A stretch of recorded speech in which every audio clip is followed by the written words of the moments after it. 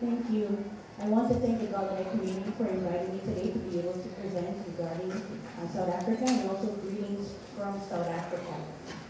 Today we're going to talk about the political participation of people with disabilities in South Africa. Now that South Africa is free, and that freedom came about for the first time in 1994, after the ending of apartheid.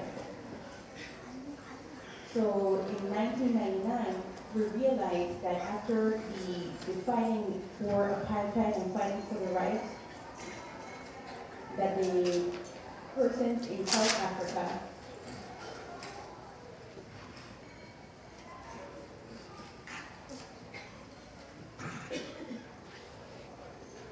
that there were 5 laws that were set in regards to, there were 5 persons with disabilities who were as members of parliament. We had one woman that was blind, we had another person who was partially blind, and then we had someone who was completely blind, who was a man, and then we had someone who was actually in a handicap.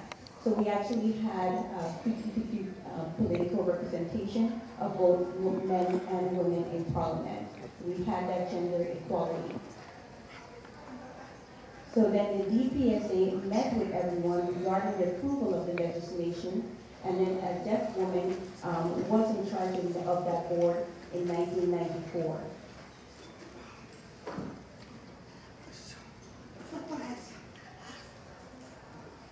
And so then we had members of parliament who understood that we had members of parliament who were deaf, and we needed to be able to have access services for them with sign language interpreters. So therefore I had to lobby to receive my sign language access, and I needed to have sign language interpreters available to myself as I was working in parliament.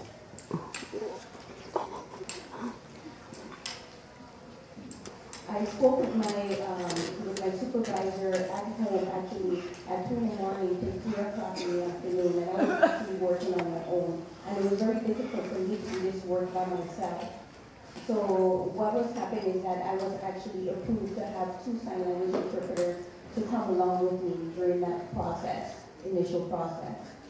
So we need to understand that not only is spoken language access important, but their sign language access is important. There are 399 hearing members of parliament, while I am the only deaf person. Therefore, I am the one who has to lobby for my own rights as a singular person. So, I don't know if you could even find me in the picture here, because you can see that there's such a full audience. I think I might be over in the corner there to the left. What happened is that usually I would sit in the back row, because at that time I was still a junior member of parliament and had not received any type of rank or seniority as of yet. So again, I had to lobby that the interpreter be able to sit close to me so I would have access and be able to know what's going on. So because normally non-members of parliament are not allowed on the floor because there's specific rules and policies that are in place. So I had to negotiate with the members of parliament and with the government to understand that even though the interpreter was a non-member of parliament, they were necessary to be there, and it was necessary to adapt those rules and regulations for this special circumstance. So they follow the Westminster rules, which follows the government of England. So usually what happens is you have first a speaker, and you also have the opposing side. They actually are the larger political group. And then what happens is that the opposing party will go ahead and make complaints, and then after that, the rules and adaptations will be made at that time. So therefore, we had to have a sign language interpreter on the floor to be able to interpret what was going on within the discussions that were happening in Parliament. But it was difficult because I did not have visual access to the interpreter. I would have to look behind me, or sometimes they would have the interpreter up in the camera control room, and I would have to be looking upwards to be able to see the interpreter.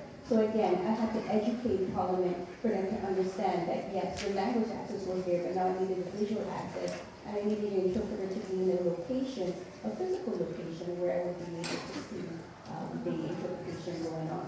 So when the discussions were happening on the floor, the interpreter now would be on the floor, and therefore I would have access to the discussions and to be able to have full participation.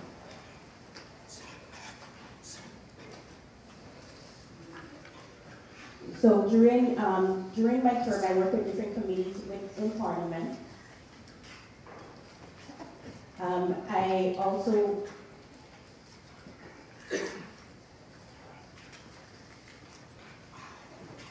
So as I mentioned before, it's a constant work of education, working with the different committees in Parliament during my term, explaining to them about the role of interpreters providing access.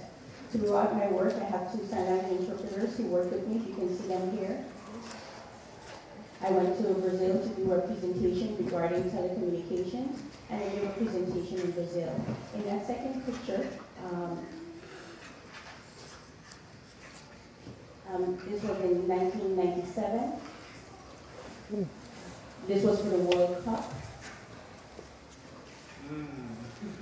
And this was all of the work that I did during my term. And here we're talking about the international, here I did my international relations work as a member of the South African Parliament. I was the chairperson for the Deaf World Federation, and we had to lobby government regarding getting sign language access. There was an interim constitution that was approved, and then Deaf South Africa got involved with that to make a submission to Parliament before we had to, for them to make some revisions to the Constitution. So before they make those revisions, we wanted to make sure that South African Sign Language would be included as an official language in the South African Constitution. And this was in the year 1996. As you can see here, this is the language that is worded in our Constitution.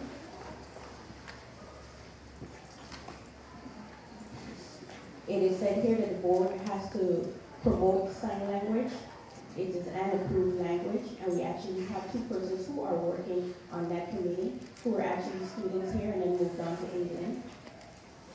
And they also sit on the board for the Pan-African, for Pan-Slav, and they work on the revisions of laws so that they can reflect the action that is taking place in South Africa and regarding the official use of sign language in the Constitution.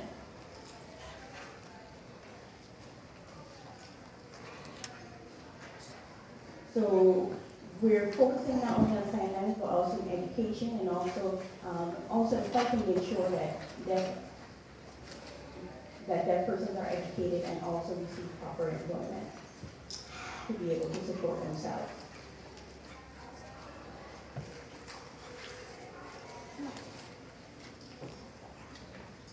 So the Pan-South African Sign Language Board is actually the National Language Board. That National Language Board is the one that recognizes sign language and also makes sure that sign language is integrated into everyday society in South Africa.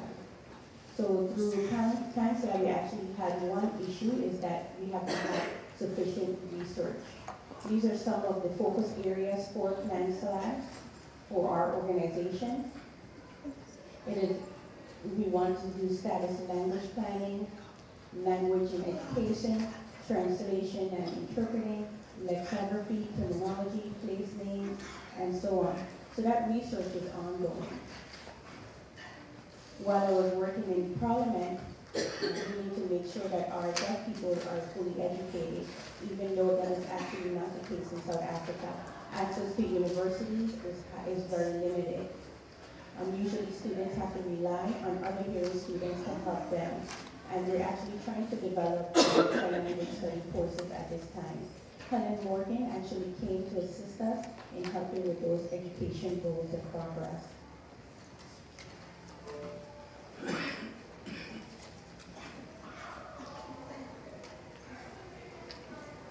So I would like to talk about what's happening with the progress of South African Sign Language.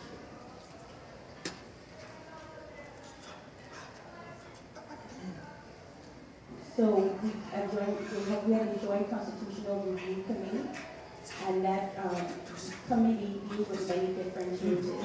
We happened with the change with the Constitution, and we really wanted to be able to fight and speak up and talk about those changes. But we wanted to make sure at the same time that we did it in a professional manner. We wanted to make sure that we had the correct terminology and the right kind of discourse to be able to convince them and persuade the members of the committee to understand the importance of the progress being made. So we actually had to lobby and convince each of the members that we were working with about the changes to the Constitution and how we would carry those out. So then the review committee decided to get involved with the President's office, and we have these three departments within the government that are actually working together who have verified that South African Sign Language is an official language. And then in the year 1996 up until 2009, we have been talking more about language and focusing on language. And we've actually proposed a bill in which we actually did formal presentations with the Department of Culture, and we had Pan Slav, who actually did the bill proposal, and the former chair of the committee I was working in actually approved that. So we had a portfolio that we were working with, and we submitted that. And we had these submissions included with proposal for the language bill. And so we have, and so therefore we have been able to succeed in having South Africa verified as the 12th official language in South Africa, as one of the 12 official languages.